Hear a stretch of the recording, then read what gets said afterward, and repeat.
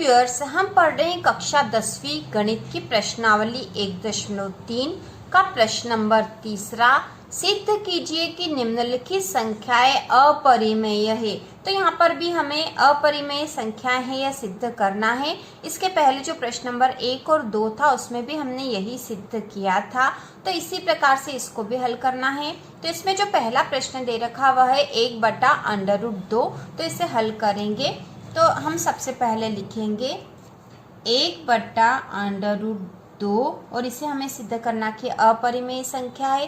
तो संख्या को अपरिमेय सिद्ध करने के लिए सबसे पहले हम लिखते हैं, इसका विपरीत मानकर चलते हैं। हम मानते हैं कि 1/2 परिमेय संख्या है। 1/√2 बराबर, तो इसको थोड़ा सा हल कर लेते हैं जिससे कि हम इसको आसानी से हल कर सके। तो 1/√2 यदि इसको थोड़ा सा हल करें तो यदि इसमें √2 का गुणा ऊपर भी और √2 का गुणा नीचे भी करें तो इससे इस संख्या में कोई फर्क नहीं पड़ेगा, क्योंकि √2 से √2 कट जाएगा और यही संख्या वापस आ जाएगी। तो हम इसमें √2/√2 का गुणा कर देंगे तो यहाँ पे हो जाएगा √2 का 1 में करा तो √2/√2 में √2 का गुणा करेंगे तो आ जाएगा 2। तो 1/√2 को हम ऐसे भी लिख सकते हैं। अब हमारा जो प्रश्न था कि 1/√2 को हमें अपरिमेय संख्या सिद्ध करना है, तो इस प्रकार के प्रश्न जब हम हल कर रहे हैं तो सबसे पहले क्या लिखते हैं, माना कि 1/√2 एक परिमेय संख्या है, एक परिमेय संख्या है। जो भी सिद्ध करना हम उसका विपरीत लिख के चल रहे हैं। इसके बाकी के सवाल में भी हमने इसी तरह से हल किया है। तो माना कि 1/√2 एक परिमेय संख्या है और 1/√2 बराबर है √2/2 के, क्योंकि अभी हमने करके देख लिया है। यदि इसमें √2 का ऊपर और √2 का नीचे गुणा कर देंगे तो यह संख्या प्राप्त हो जाएगी। और ऐसा हमने इसलिए करा है ताकि हम इस सवाल को आसानी से हल कर सके, जिससे कि रूट वाली संख्या ऊपर आ जाएगी तो हम इसको आसानी से हल कर लेंगे। तो यहाँ पे हो गया √2/2, इसलिए इसे हम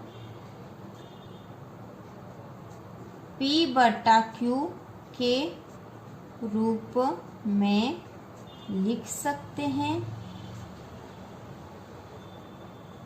तथा A/B के रूप में भी लिख सकते हैं। तो इस तरह के प्रश्न तो हम कर चुके हैं, पहले लिख सकते हैं। तो सबसे पहले इसको देख लेते हैं हम, मतलब यह जो संख्या हमने यहाँ पर मानी है √2/2 से हल करेंगे, ये बराबर होगी P/Q के, जहाँ Q जो है 0 के बराबर नहीं होना चाहिए, और ये बराबर हो सकती है A/B के, जहाँ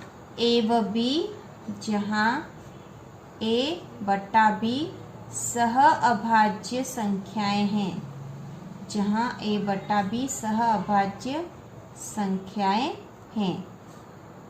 ठीक है, सहभाज्य संख्याएं वे संख्याएं होती जिनमें एक के अतिरिक्त तो कोई और उभयनिष्ठ गुणनखंड नहीं होता। तो हम इसे इस रूप में लिख सकते हैं। सबसे पहले P/Q मतलब परिमेय संख्या के रूप में लिख सकते हैं, और इस परिमेय संख्या को हम A/B के रूप में भी लिख सकते हैं। इस तरह के सवाल हमने कर लिए हैं। तो हम यहाँ लिखेंगे कि √2/2 बराबर है A/B के, क्योंकि हमने ये अभी देखा है 2 सहभाज्य संख्याएं हैं।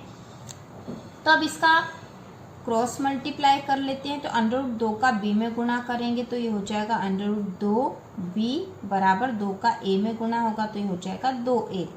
अब इसको थोड़ा सा और हल कर लेते हैं। तो इस B को यदि यहाँ बट्टे में ले जाएंगे तो यहाँ बच जाएगा √2 बराबर 2A/B। इस प्रकार से आ जाएगा। इस प्रकार जो संख्या प्राप्त हो गई 2A/B, ये एक परिमेय संख्या है क्योंकि A/B एक पूर्णांक संख्या है और 2A/B परिमेय संख्या होगी। तो हम यहाँ लिखेंगे A/B एक परिमेय